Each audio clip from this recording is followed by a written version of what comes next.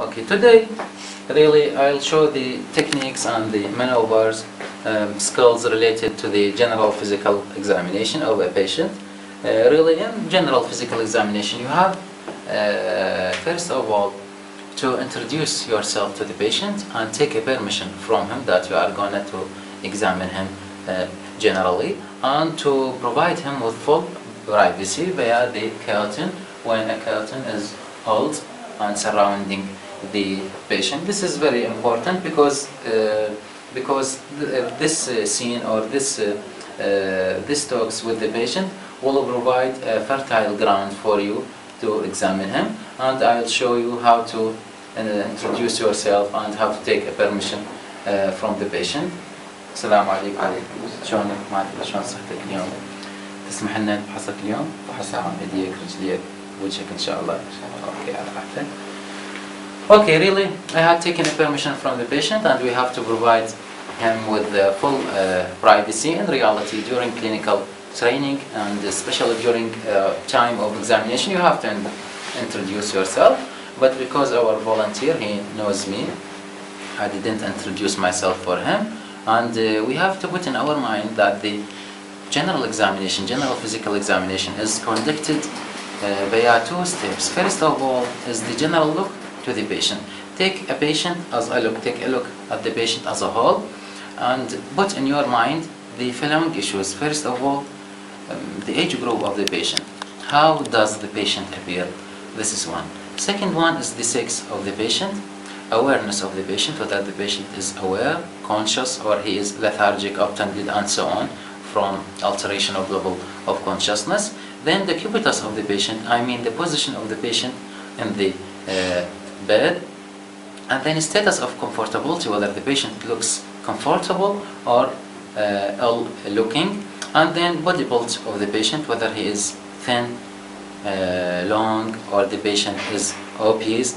And lastly, you have to check whether the patient is dyspneic, tachypneic or not. This is really the general look to the patient. This should be presented together with the next step of examination, which is the regional examination. In the regional examination, I'll check the patient region by region, and you have the right to choose either topographically examine the patient from the head down to the lower limb, or you can really take first of all the hands as a region for examination, and then ascending up into the axilla, taking the head, neck, chest, abdomen, and the lower limb, as I'll perform now. I'll start with the hand. I'll choose both hands. Really, I had to take a look at the posture of both hands when the patient was in supine position. Really, the examination of the hand is as simple as that. Take a look at the dorsal surface, at the palmar surface, and then ask him to perform the maneuvers for a tremor. As simple as that. So I'll take a look at the dorsal surface, looking for any thickening, any fissure, any ulceration, the posture, color, shape of the hand, and then take a look at the nail. Okay, abnormal posture of the hand may be neurologic in origin. When the patient, for example, had, just like I'll mimic the posture, if the patient had this posture, this is what we call it claw hand. If the patient, for example, had flexion posture, this is for hemiplegia or upper motor neuron lesion. This is second posture. Third posture, the patient may have wrist drop and radial palsy. Patient may have finger drop and posterior osseous nerve palsy, and patient may also have a carpal spasm, just like this, when the patient had a flexion at the metacarpophalangeal joint and extension at the interphalangeal joint with opposition of the thumb, characteristic of hypocalcemia. This is the abnormal posture. And then take a look at any congenital anomaly, for example, an extra finger here, we call it extradactyly or polydactyly, or there is fusion of both finger here we call it syndactyly. And if the patient had long, thin finger, we call it arachnodactyly, characteristic of Marfan syndrome. Then check the temperature. Check the temperature with your dorsal surface. This is a rule in medicine, back over back, because this side is always sweaty. And then check the nail for any nail biting, for example, that occur in eczema, in psoriasis, fungal infection. Check also the nail if they have colonychia, either flattening or concave in shape.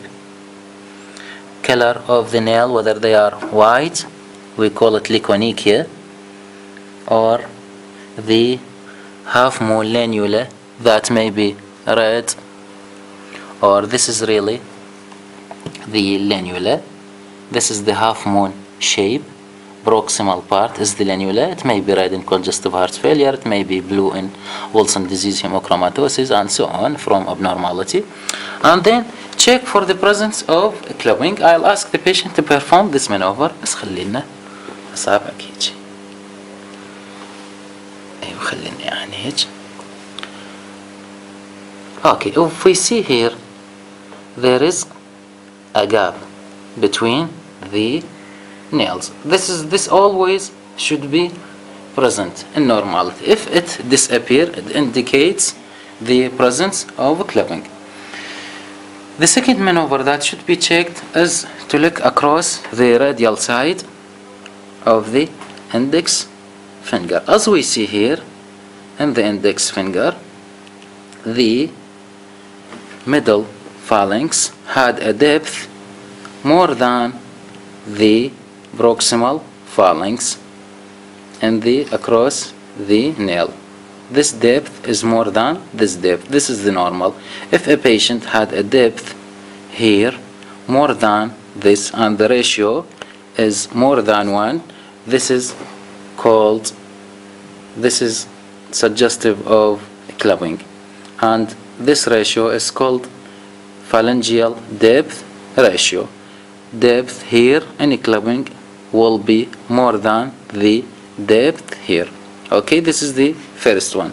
Second, let's take a look at the Loviband's modified sign. If we see here the distal part of the finger, this is the distal phalanx, there is an angle between the nail and the adjacent tissue.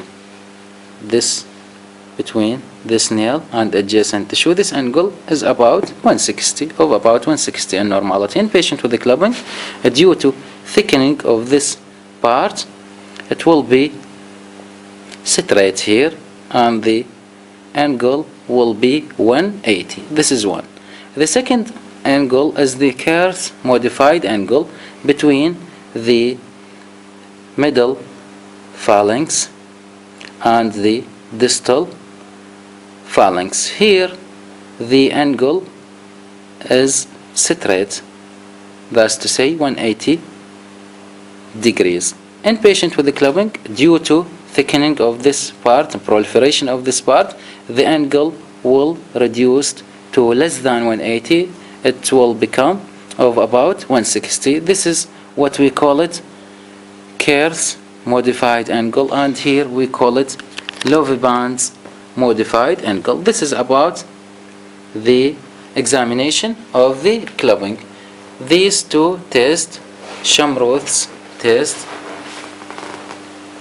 and inspection for the radial side of the finger, both these two tests are routine tests to check for clubbing because it is very important. After that, check the palmar surface of the hand for any thickening here, especially the early stages prior to fibrosis and involvement of the little and ring finger in case of Dupuytren contracture. Look also for the thickening all over in case of eczema, Naxos syndrome, and keratoderma pleonoragicum, and so on. And then hyperextend the palm of the patient to see the palmar creases as compared with your palmar creases, because if according to this maneuver, if the palmar creases are pale, the hemoglobin level will be less than 7.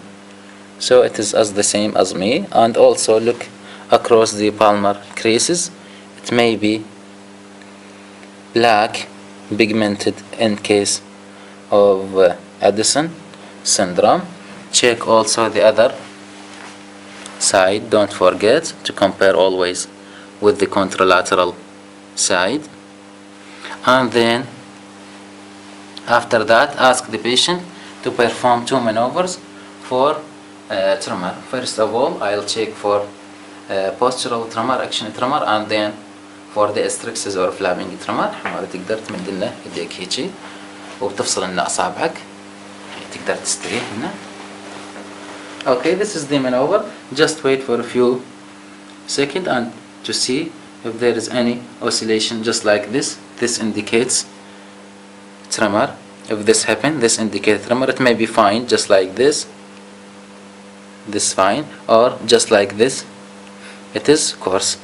Then ask the patient to extend his wrist also for 20 to 30 seconds. You can in Arabic tell the patient that he should mimicking pushing something, يعني وكأنه تدفع فد حاجة هيك.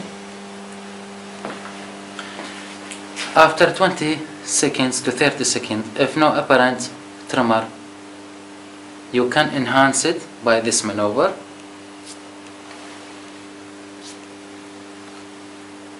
Okay,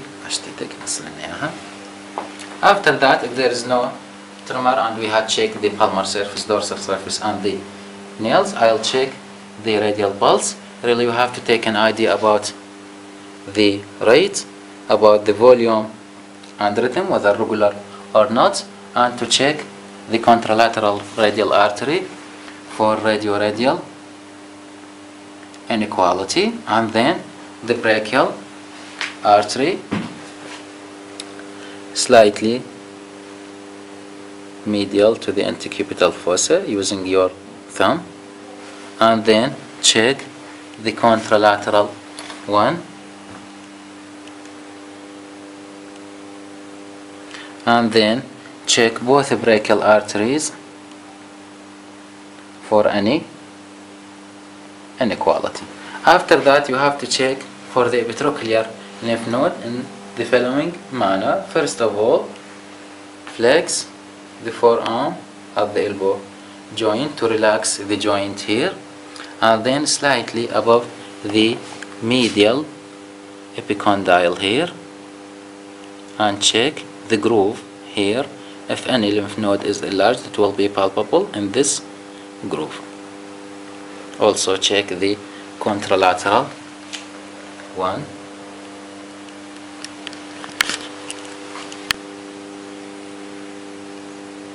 Okay, after that, one should take a look at the lymph nodes in the axilla.